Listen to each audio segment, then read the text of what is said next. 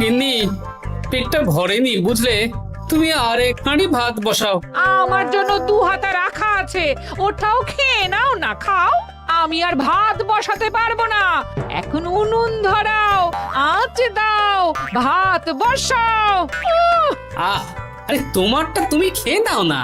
তুমি তো জানো আমার এইটুকু খাবার পোষায় না। তারপর তুমি আজকে ওই ওলের ঝোলটা যা বানিয়েছিলে না, আহা। খাই খাই খাই খাই করে আমার জীবনটাও খেয়ে ফেললে গো। আরে বাবা, ভগবান এই পেট দিয়েছে কিসের জন্য? এত খাটাখাটনি, সবকিছুই তো এর জন্য নাকি? হ্যাঁ,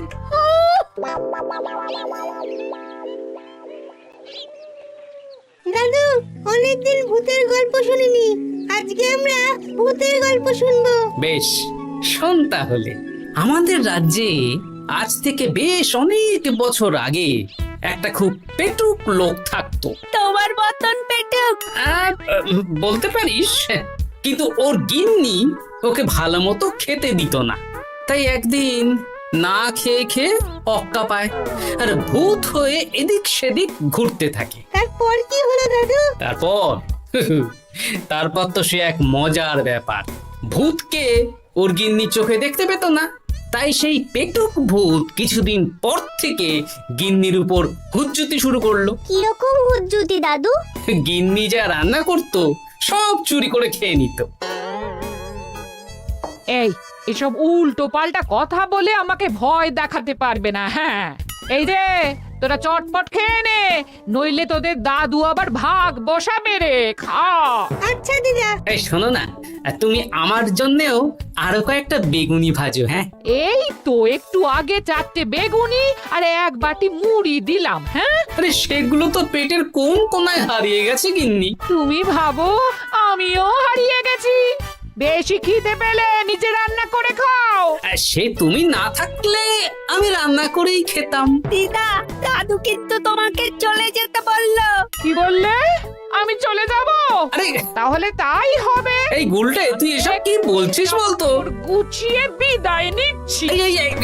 আরে আরে আরে, কোথায় চলে যেতে বললাম গিন্নি? হয়েছি আর না, আজকেই আমি বাপের বাড়ি চলে যাব। হ্যাঁ, এই দেখো, আমি কোথায় চলে যেতে বললাম? তোমার মনের কথা আমি বুঝে গেছি। এই দেখো, থাকবো না এই পোড়ার মুখ সংসারে। যা। লক্ষ্মী সোনা রাগ করেছে। হাওয়া গরম আছে, চল এখান থেকে বেগুনি নিয়ে এখন কেটে পড়ি। এই সামান্য ব্যাপারে রাগ করার কি আছে বলো তো? এবার নিজের সংসার নিয়ে নিজে থাকো, সারাদিন শুধু খাই খাই আর খাই খাই। নাও এবার ঠেলা সামলাও। ভুল করেও আমাকে বাপের বাড়িতে ডাকতে যাবে না বলে দিচ্ছি। যদি যাও তাহলে আমার থেকে খারাপ কেউ হবে না, এই বলে দিলাম। ওগো, তুমি আমায় ছেড়ে চলে গেলে গো, এবার আমি কার কাছে বায়না করবো গো?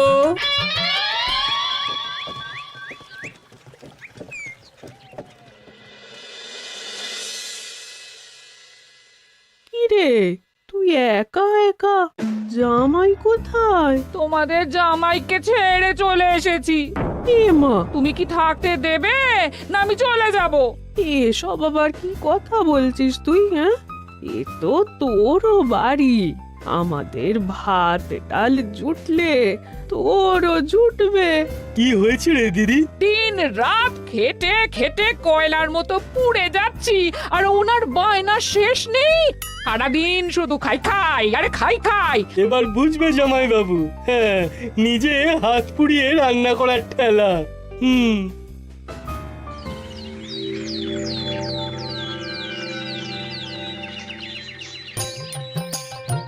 গোপাল দাদা, ও গোপাল দাদা, ও গোপাল দাদা, গোপাল দাদা, এ দরজা খোলো, মহারাজ ডাকছেন।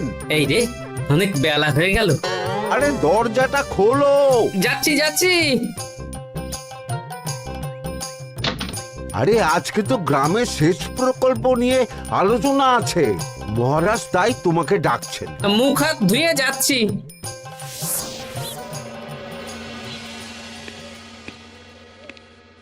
দেখুন মহারাজ, দেখুন এত বেলায় গোপাল এলো, তাও নিজে আসেনি, ডেকে নিয়ে আসতে হলো। সত্যি গোপাল, আজকে এত জরুরি একটা আলোচনা সভা, কোথায় তুমি তাড়াতাড়ি আসবে? তা না করে গোপাল বাড়াবাড়ি করে ফেললো। গোপাল, এই আমি শেষবারের মতন বলে দিচ্ছি, ফের যদি এরকম রাজসভায় দেরি করে আসতে দেখি তাহলে কিন্তু কড়া ব্যবস্থা নেব। আসলে মহারাজ, আমার গিন্নি গতকাল রাগ করে বাপের বাড়ি চলে গেছে, তাই বেশ হয়েছে। আচ্ছা, যে জন্য আজকের আলোচনা সভা ডাকা হয়েছে সেটা হলো আমাদের রাজ্যের দক্ষিণে একটা সেচের জন্য পুকুর খনন করা হচ্ছে। এ তো খুব ভালো কথা মহারাজ। দক্ষিণের চাষি ভাইরা অনেক দিন ধরে জলের সমস্যায় ভুগছিল, এবার একটা সুরাহা হবে। কিন্তু এটার জন্য তোমাদের বেতন কয়েক মাস কম পাবে তোমরা। এ কি কেন মহারাজ? তোমার তো এখন একজনের সংসার গোপাল, তোমার আবার চিন্তা কিসে? তাহলেও সেচের জন্য পুকুর খোঁড়া হবে, তার সাথে আমাদের বেতনের কি সম্পর্ক? কারণ ভাড়ারের অবস্থা খুব একটা ভালো নয়, তাই আগামী 3 মাস তোমাদের বেতন 5 মোহর করে কম দেওয়া হবে। হ্যাঁ, হ্যাঁ নয় হ্যাঁ। আর ওই 3 মাসের কেটে নেওয়া বেতন 4র্থ মাসের বেতনের সঙ্গে যোগ করে দেওয়া হবে।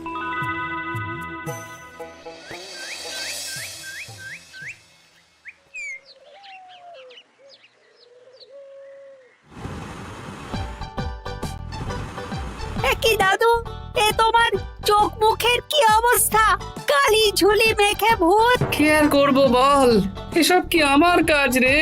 কালকে ভূতের গল্প শোনাচ্ছিলে, আজকে নিজেই ভূত সেজে বসে আছো।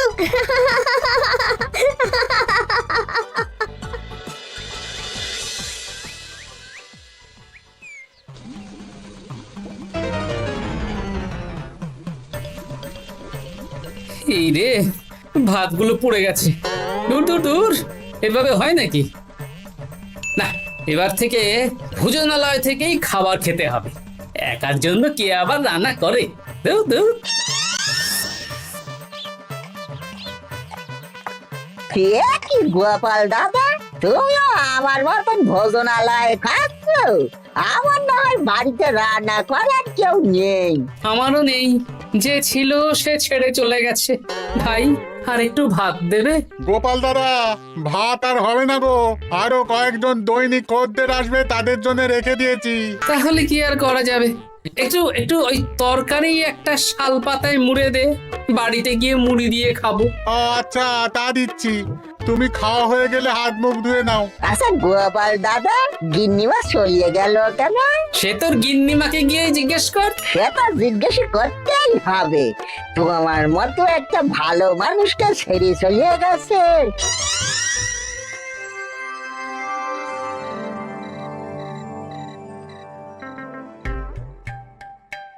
এসো এসো। এই নাও ধরো, পুঁটির মা তোমার জন্য কটা রুটি আর তরকারি পাঠালো। শুনলাম তুমি বাইরে ভোজনালয় খাচ্ছ। কি আর করবো বলো, একদিনই ঘর দুয়ারের একই অবস্থা করেছো গো গোপাল দাদা। ওই একার সংসার, এখন আমার কাজের মধ্যে 2, খাই আর শুই। তা গিন্নিমাকে খবর দাও। না না না, খবর দিলে আবার অশান্তি শুরু করবে, বরং তুমি গিয়ে বলো। বেশ, তাহলে কালকে আমি তোমার শ্বশুর বাড়ির দিকে সার কিনতে যাব, না হয় গিন্নিমাকে আমিই খবর দিয়ে দেবো।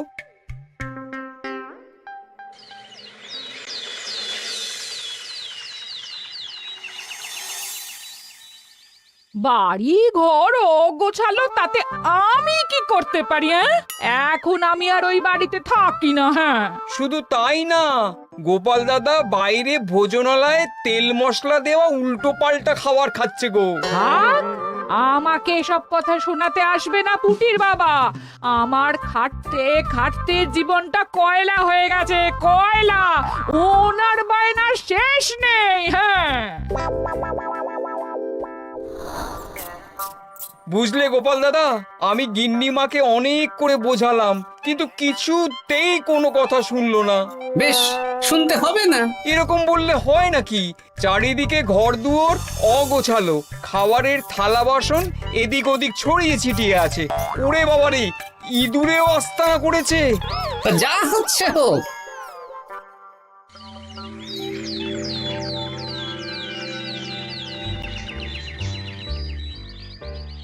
ভোলা আটটা কচুরি দাও তো ঝটপট, খেয়ে রাজসভায় চলে যাব। এই নাও। ও গোপাল দাদা, শুনলাম নাকি গিন্নিমা বাড়ি ছেড়ে চলে গেছেন? হ্যাঁ ঠিকই শুনেছো। তাই বাইরের খাবার খেয়ে কতদিন কাটাবে?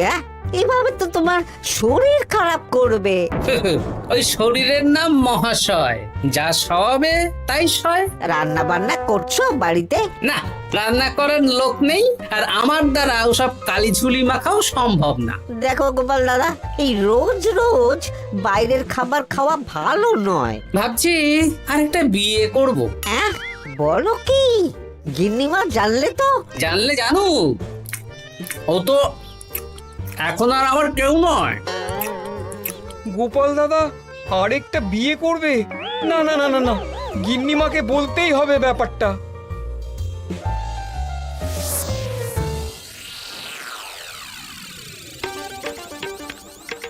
গিন্নিমা, তুমি আবার এসেছো পুটির বাবা? সর্বনাশ হয়ে গেছে। আবার কি সর্বনাশ? হ্যাঁ, বাড়ির চারিদিকে অগোছালো, ইঁদুর মশা মাছি ঘুরে বেড়াচ্ছে। আমি আর ওই বাড়িতে যাব না। গোপাল দাদাও সেই ব্যবস্থাই পাকাপাকি করতে চলেছে, আরেকটা বিয়ে করবে। কি বললে? জল জ্যান্ত বউ থাকতে আরেকটা বিয়ে? হ্যাঁ, আমি আজকেই যাব। ওর একদিন কি আমার একদিন? হ্যাঁ, আমি আজকেই যাব। এই দিদি, এক মুহূর্তে এরকম বদলে গেলি কেন? আবার আবার তো জামাইবাবু তোকে কাটাবে। তাহলে তোর জামাই বাবুটাই অন্য কারোর হয়ে যাবে?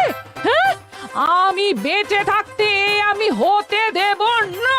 তাহলে দিদি আমিও যাব। ওই জামাইবাবু অতিরিক্ত খায়, জামাইবাবুর খাওয়া বন্ধ করতে হবে, বুঝলি?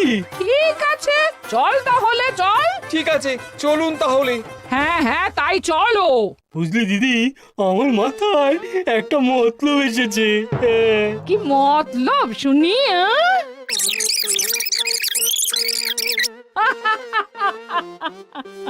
এই বেশ তো বেশ, এতে যদি তোর জামাই বাবুর অতিরিক্ত খাওয়া কমে তাহলে তো ভালোই কথা। কিন্তু খুব সাবধান, গোপাল দাদার নজর কিন্তু বাজ পাখির নজর।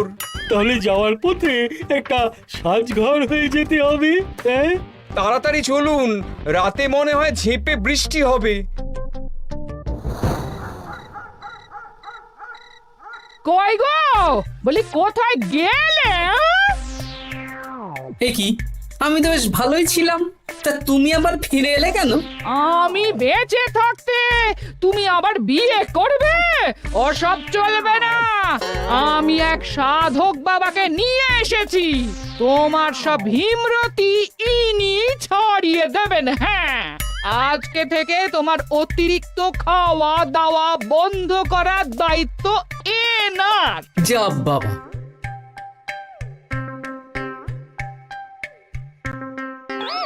কি করেছো গো? হ্যাঁ, ঘর দুয়ার তো পুরো শ্মশান হয়ে গেছে গো। এখন আবার তোমার ঘর তুমি পরিষ্কার করো। সে করছি, তুমি যাও বাজার করে নিয়ে এসো। ভোলার দোকান থেকে বেশি করে ছানা আনবে, আর রাতে ছানার বড়া করে তরকারি বানাবো। হ্যাঁ, আহা, কতদিন খাইনি, এক্ষুনি যাচ্ছি। তাড়াতাড়ি যাও, তাড়াতাড়ি যাও, মেঘ ডাকছে, রাতে বৃষ্টি হবে। আমি এই ঘর গুছিয়ে রান্না বসাচ্ছি গো। বলো কি গোপাল দাদা, গিন্নিমা ফিরে এসেছেন? হ্যাঁ, সকালে তোমার দোকানে বলেছিলাম না বিয়ে করব, সেটা নিশ্চয়ই কেউ শুনে গিন্নির কানে দিয়েছে। ব্যাস, ঘরের বউ ঘরে চলে এলো। সকালে যখন তোমাকে আমি ওই কচুরি দিচ্ছিলাম, তখন তো ওই পুটির বাবাকে দোকানের সামনে দিয়ে হেঁটে যেতে দেখেছিলাম। তাহলে পুঁটির বাবাই খবর দিয়েছে, ভালোই হয়েছে। যাই হোক, আমাকে ওই 500 গ্রাম মতো ছানা দাও তো, গিন্নি ছানার বড়া দিয়ে তরকারি করবে। ভালো তো, ভালো তো, তোমরা ওই কর্তা গিন্নি একসাথে খাবে। আবার কোন সাধককে নিয়ে এসেছে যে আবার খাবার খাওয়া নিয়ন্ত্রণ করবে? দেখো কি করে তোমাকে সামলায়। এই নাও।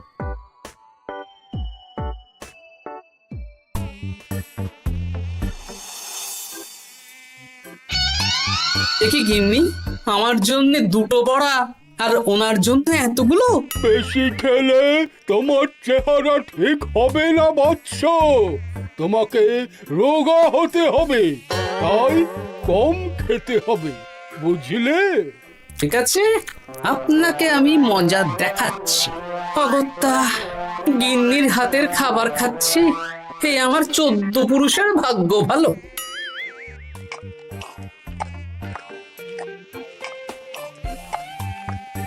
বাবা, আপনাকে আরেকটু তরকারি দিই বাবা? দে মা, দে। আমাকে দাও। একদম না, বলেছি না তোকে রোগা হতে হবে। হ্যাঁ, কি মশা রে তোদের বাড়িতে। আরে রে, নকল গুফ, মশা যাওয়ার আগে আপনাকে আমি তাড়াবো। এই কদিন চারদিকে সব ছড়িয়ে ছিটিয়ে নোংরা করেছে, মশা মাছি এত তাড়াতাড়ি যাবে না। হ্যাঁ, আমার খাওয়া হয়ে গেছে, আমি উঠলাম। আপনি ভালো করে খান, কেমন?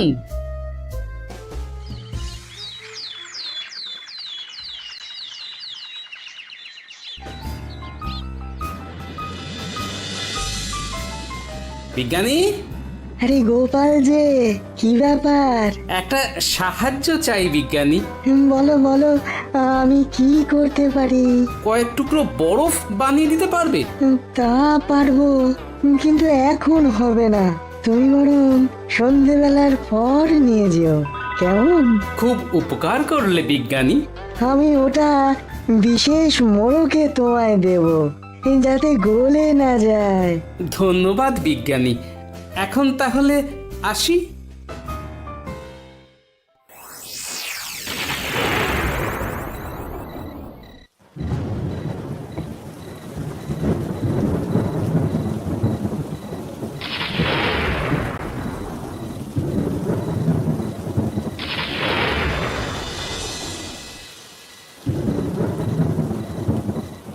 ভালো করেছিস বাবা, যা মশার উৎপাত, মশারি ছাড়া ঘুমোনো যাবে না। কথায় আছে সেবাই পরম ধর্ম, তাই একটু ধর্মকর্ম করছি আর কি। আপনি ঘুমিয়ে পড়ুন, আমরা ওই ঘরে গেলাম। হ্যাঁ,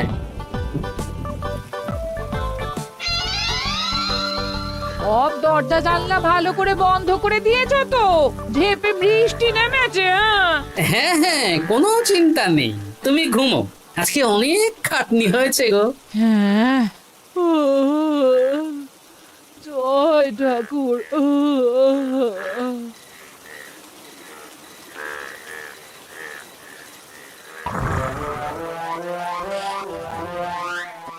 এই তো গিন্নিও ঘুমিয়েছে, এবার আসল কাজ শুরু হবে।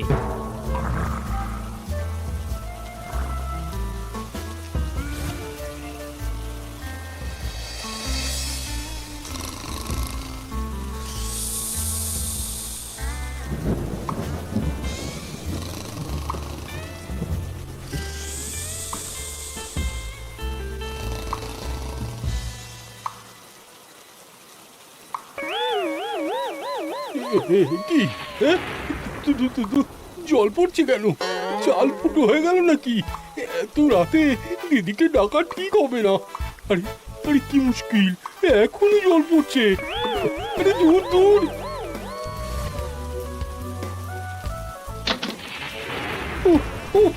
বাপরে বাপ।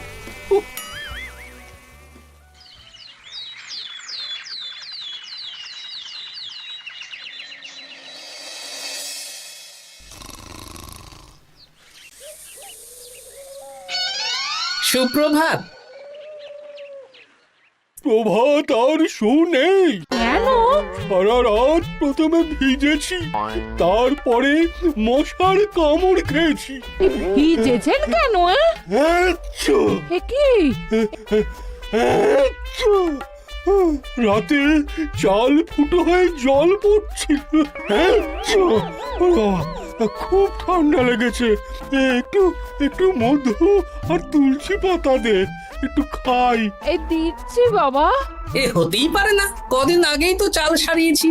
ঘরের মধ্যে তাহলে জল এলো কি করে? ঠিক যেভাবে আপনার নাকের নিচে নকল গোঁফ এসেছে শ্যালক বাবু, ঠিক সেইভাবেই। এই রে, হয়ে গেল।